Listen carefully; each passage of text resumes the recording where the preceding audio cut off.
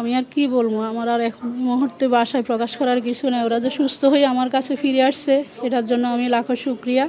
এই ট্র্যাজেডির কথা বলে তো আর শেষ করা যাবে না। এটা যে কী বলবো আপনাদেরকে, এটা বাসায় প্রকাশ করার মতো না। ওদের কষ্ট, আমরা তো মা বাবা, আমরা বড় হয়েছি, কষ্ট করতেই পারবো, করাটা আমাদের দায়িত্ব, কর্তব্য।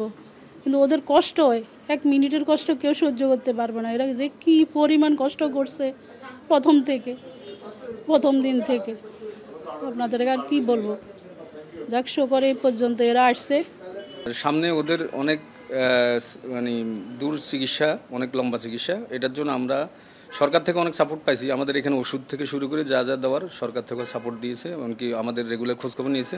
প্লাস স্কুল কর্তৃপক্ষও আমাদের খোঁজখবর নিয়েছে, রেগুলার আসছে আমাদের বাচ্চাদেরকে মানসিক সাপোর্ট দেওয়ার জন্য যা যা করার করছে।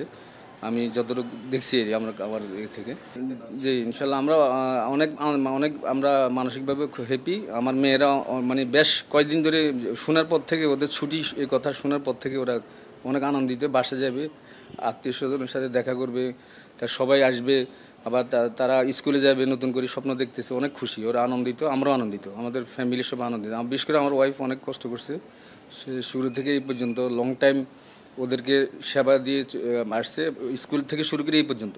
আমাদের প্রতিটা দিনে অনেক মানে শঙ্কার ভিতরে ছিল আর কি। ডাক্তাররা স্যারার যে 30% ছিল ওটা নিয়ে ওনারা অনেক সময় অনেক কথা বলছে, প্লাস ওনারা সঠিকভাবে কিছু বলতে পারেনি। কারণ আমাদের চোখের সামনে অনেক বাচ্চা, ওদের ক্লাসমেট মারা যাচ্ছে, অনেক বাচ্চার চিৎকার আত্মনাদ, আমার বাচ্চাদের চিৎকার আত্মনাদ, আমাদের আসলে প্রতিটা দিনে গেছে অনেক কষ্টে। আর আমরা আসলে শঙ্কায় ছিলাম যে কতটুকু কী হয়, কারণ ডাক্তার যারা আছে ওনারাই সঠিকভাবে কিছু বলতে পারতেছে না, কারণ পোড়া রোগীর বিষয় ওনারা আসলে সঠিকভাবে কিছু বলার মতো নিশ্চয়তা দিতে পারে না।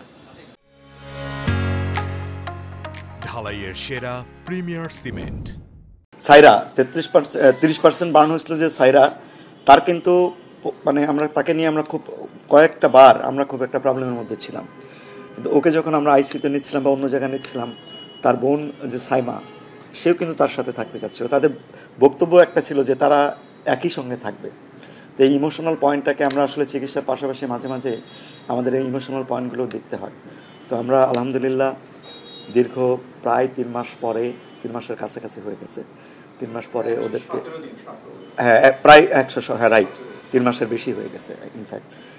তারা বাড়ি যাচ্ছে আজকে। সারিনা জাহান সাইরার প্রথম দিকে কিন্তু আমরা যখন বার্নের অ্যাসেসমেন্টে কিন্তু অনেক সময় যেটা হয় আমাদের রিপিটেডলি অ্যাসেসমেন্ট চেঞ্জ হয়। তো প্রথম দিকে ওর মনে হচ্ছিল বার্নগুলো সুপারফিশিয়াল, কিন্তু পরবর্তী পর্যায়ে আমরা যখন সেকেন্ডারিলি তাকে অপারেশন থিয়েটারে নিয়ে আরও ভালো করে দেখলাম যে বার্নগুলো কিন্তু বেশ ডিপ।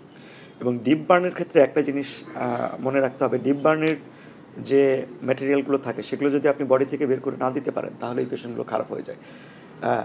ওকে নিয়ে আমরা কয়েকটা বার ওটিতে নিয়ে এমন একটা কন্ডিশনে গেছে যে একেবারে খারাপের পর্যায়ে চলে যেতে পারবে। ওনার যারা আত্মীয় স্বজন আছে, ওনার চাচা, তাদের সঙ্গে কিন্তু আমাদের রেগুলার কথা হয়েছে।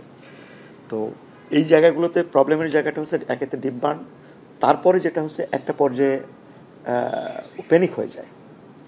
এই প্যানিক ডিসঅর্ডারটা খুবই প্রবলেমেটিক ছিল।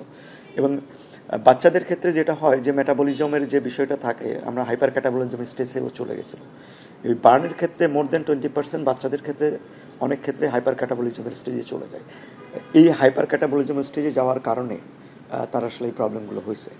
এবং তাকে প্রথমত তার নিউট্রিশনাল স্ট্যাটাস আমাদেরকে মেনটেন করতে হয়েছে, কারণ আপনি যখন অপারেশন করে চামড়া লাগাবেন, তার যদি বডির নিউট্রিশনাল স্ট্যাটাস খারাপ থাকে, অপটিমাম না থাকে, তাহলে কিন্তু চামড়া লাগবে না। এবং ওদের শরীরে 30% পড়ে যাওয়ার পরে যেটা হয়, যে অংশটুকু থাকে তার সবটুকু কিন্তু আপনি ব্যবহার করতে পারেন না। ধরুন 30% পড়ে মানে একদম পুরে নষ্ট হয়ে গেছে, তারপরে যখন আপনি শরীরের অতিরিক্ত যে চামড়াটা নিচ্ছেন, সেই চামড়া নেওয়ার ফলে আরও 30%-এর জন্য যদি আপনি 15% করতে চান তাহলে 45% হয়ে গেল, অর্থাৎ ঝুঁকিটা ক্রমান্বয়ে বাড়তে থাকে।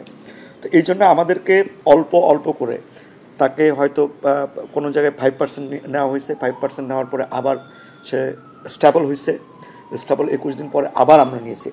নর্মালি এটাই করা হয় সমস্ত জায়গাতেই, সারা পৃথিবীতেই নিয়ম যে যাদের ম্যাসিভ বার্ন হয়, হ্যাঁ, তাদের ক্ষেত্রে আপনি একবারে সমস্ত অপারেশন করতে পারবেন না। অর্থাৎ বডিকে তাকে টাইম দিতে হবে, যে হিল করলো, টাইম দিলে সে সুস্থ হলো, আবার যে জায়গা থেকে আমরা চামড়া নিয়েছি 21 দিন পরে ওখান থেকেই আবার নতুন করে কিন্তু চামড়া নেওয়া সম্ভব।